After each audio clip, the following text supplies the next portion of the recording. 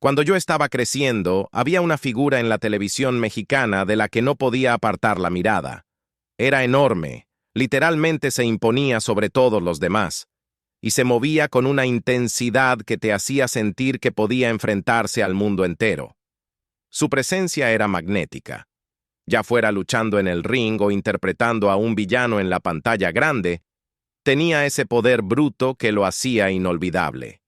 De niño, admiraba a ese gigante sin entender del todo al hombre detrás de esa imagen. Pero con el paso del tiempo empecé a escuchar susurros, historias de una vida mucho más complicada que la que se mostraba bajo las luces brillantes y entre el rugido de las multitudes. Detrás de esa persona feroz estaba un hombre luchando con sus propios demonios, alguien cuya fuerza física ocultaba un alma profundamente atormentada. Lo que más me impactó fue cómo esa misma imagen que le dio fama y respeto se convirtió en un símbolo de su declive. Su apariencia marcó un punto de inflexión en su vida. Uno que lo llevó desde el centro de atención a un final solitario y desgarrador. Es casi inconcebible pensar que alguien que en su momento impuso tanta presencia y admiración pudiera ser encontrado olvidado en los lugares más duros. Una caída trágica que dejó a muchos preguntándose cómo se llegó a eso. Por eso quiero preguntarte, ¿quién crees que fue este hombre? Si tienes curiosidad por conocer el ascenso, las luchas y el doloroso capítulo final de la vida de esta figura legendaria, asegúrate de darle me gusta y suscribirte. Esta historia es más que una biografía. Es una reflexión sobre la fama, la pérdida y la fragilidad que se esconde tras las caras más fuertes. Quédate conmigo, porque su historia merece ser recordada. Sabes, a veces las caras más inolvidables del cine no son los héroes pulidos, sino los villanos rudos y ásperos, los que tienen la mueca, el porte, el gruñido en la voz. Y en el mundo de la cultura popular mexicana, pocos encarnaron esa energía como Gerardo Cepeda, mejor conocido como El Chiquilín. Tenía una presencia innegable, tanto en el ring de lucha libre como en la pantalla. Lo veías y sentías algo al instante: respeto, miedo, quizá incluso admiración. En la cima de su carrera, no era solo un actor o un luchador, era una fuerza. Con más de 300 apariciones cinematográficas a su nombre, Cepeda se abrió un espacio único en la época dorada del cine mexicano, cautivando al público con su imagen de tipo rudo y su imponente presencia en pantalla. Pero detrás de esa poderosa imagen, había un hombre que lidiaba con luchas mucho más profundas, que eventualmente lo llevarían a un final solitario y trágico. El ascenso a la fama de Gerardo no surgió de la nada. Construyó su legado con trabajo duro y una habilidad casi instintiva para aportar intensidad a cada papel que interpretaba. Se convirtió en una cara familiar en las películas de lucha libre, a menudo encarnando al antagonista, alguien a quien amabas odiar. La historia de Gerardo Cepeda comienza en la Ciudad de México en 1935, nacido en una familia con muy poco. La vida no fue fácil. Trabajó en todo tipo de empleos para salir adelante, desde ayudar en tiendas de abarrotes hasta limpiar gimnasios. Esa lucha temprana no era glamorosa, pero lo formó de maneras que definirían su futuro. Físicamente, Gerardo era una potencia, fuerte e imponente, lo que lo hacía perfecto para la lucha libre, un deporte que amó desde joven. Adoptando el nombre de El Romano, rápidamente se ganó la reputación de competidor feroz. Para finales de los años 50, ya compartía el ring con leyendas como El Santo y Blue Demon, cuyo mentorazgo y ejemplo fueron fundamentales para guiarlo hacia otra vocación, el cine. Para Gerardo, la lucha no era solo fuerza. Era una disciplina que le enseñó sobre la resistencia, el trabajo en equipo y la presencia. Todas estas cualidades se tradujeron perfectamente cuando se puso frente a la cámara. Su personaje villano en el ring, agresivo, dominante e imposible de ignorar, lo hizo encajar de forma natural en el género floreciente de las películas de lucha libre. Estas cintas mezclaban acción de lucha con ciencia ficción y horror, y la energía descomunal de Gerardo daba vida a esos personajes. Fue una combinación perfecta. Un luchador que podía actuar y un actor que sabía encarnar la intimidación. Su incursión en la actuación no fue casualidad. Fue Bud Velázquez, otro luchador que vio algo especial en la imponente presencia de Gerardo, quien lo impulsó a probar la actuación. Ese empujón llevó a Gerardo a su primer papel en 1963, en Las luchadoras contra Médico Asesino, donde su estatura y feroz intensidad lo hicieron destacar de inmediato. A partir de ahí, su carrera cinematográfica despegó junto con la época dorada de las películas de lucha libre. Gerardo no era cualquier villano, era un habitual, uno de los antagonistas más memorables del género. Su altura, fuerza y actitud cruda daban a sus personajes una capa de autenticidad y profundidad que el público no podía resistir. Los fans no veían solo a un tipo malo, veían un personaje complejo que dominaba cada escena en la que aparecía.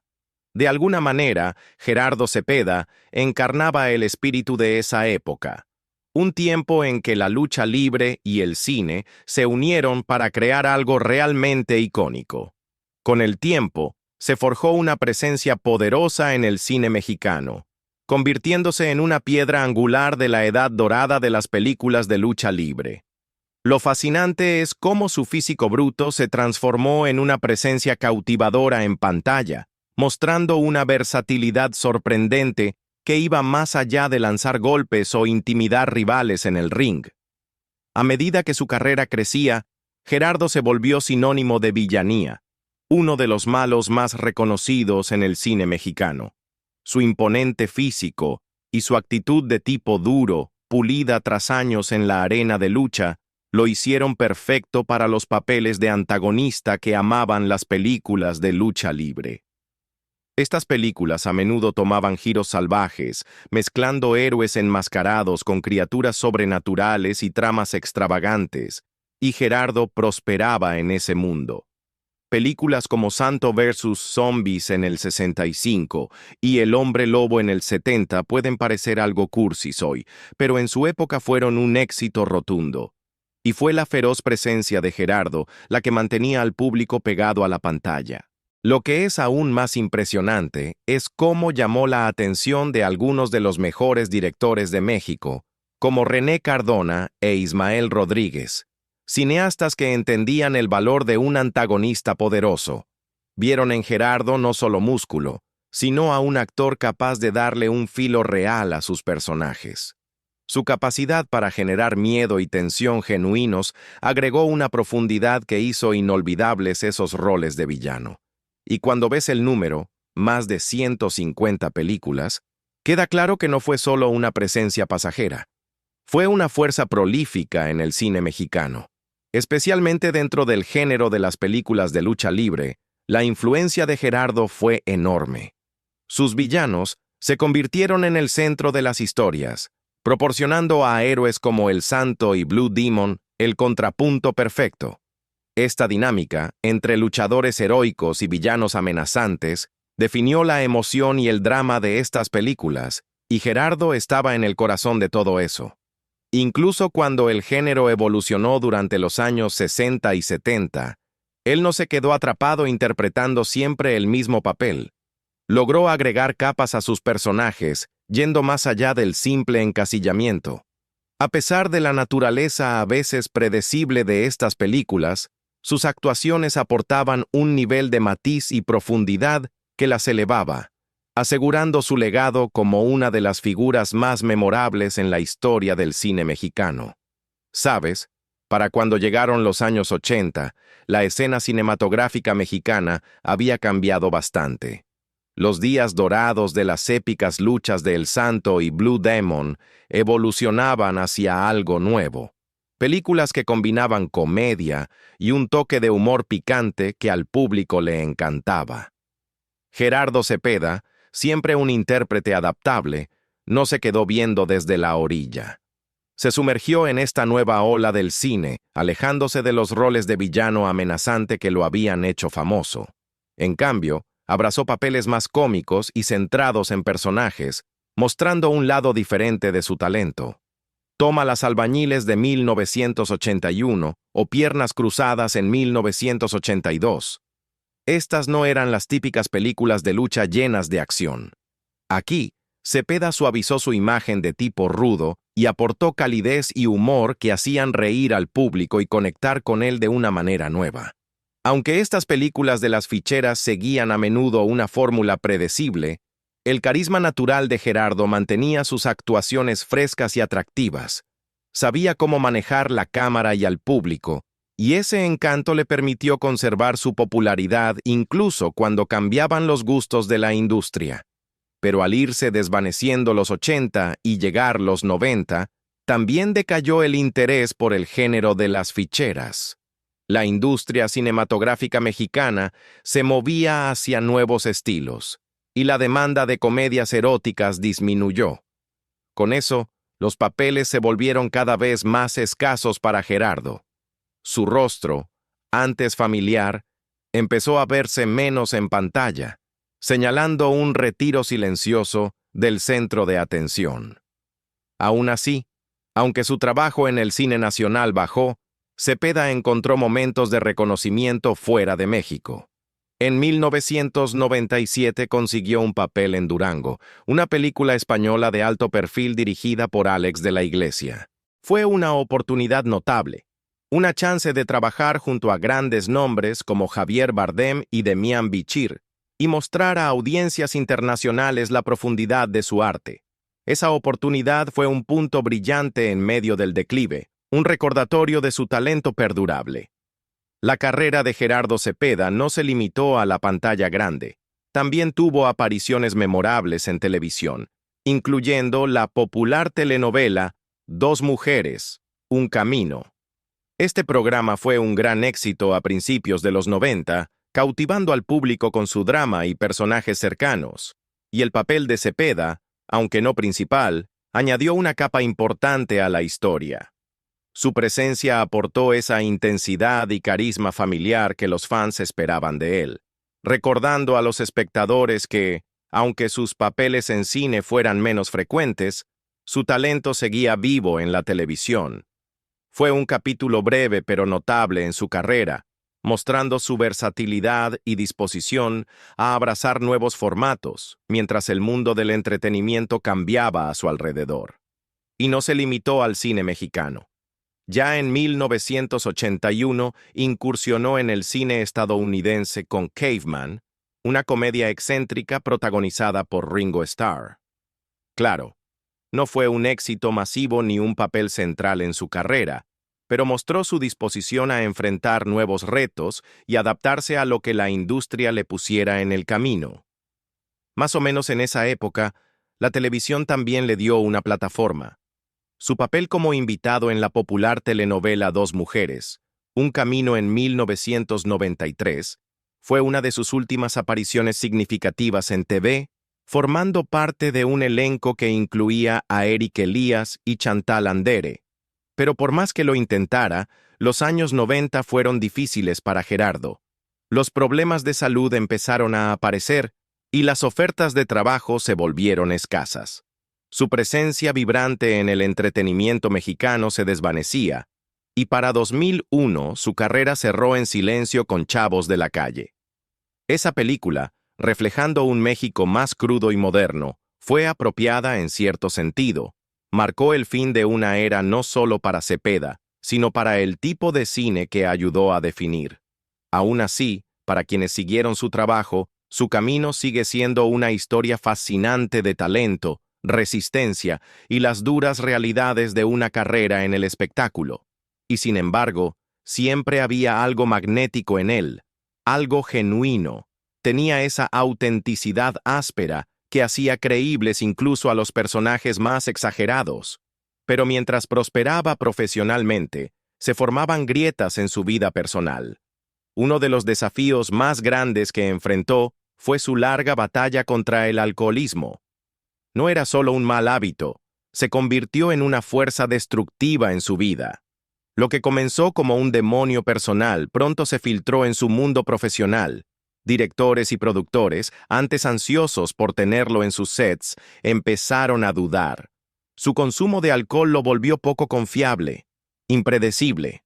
Con el tiempo, su reputación sufrió un golpe y los papeles fueron más difíciles de conseguir. A medida que las ofertas desaparecían, también lo hacía su estabilidad. El contraste entre el hombre que una vez se impuso en pantalla y el que luchaba tras bambalinas no podía ser más marcado. Había vivido bajo el brillo de la fama, pero a finales de los 90, Cepeda se encontró de nuevo en el barrio popular de Iztapalapa, en la Ciudad de México. No como celebridad, sino como un hombre tratando de sobrevivir. Pasaba tiempo entre personas que vendían autopartes usadas, muy lejos de las alfombras rojas y los sets de filmación de su pasado.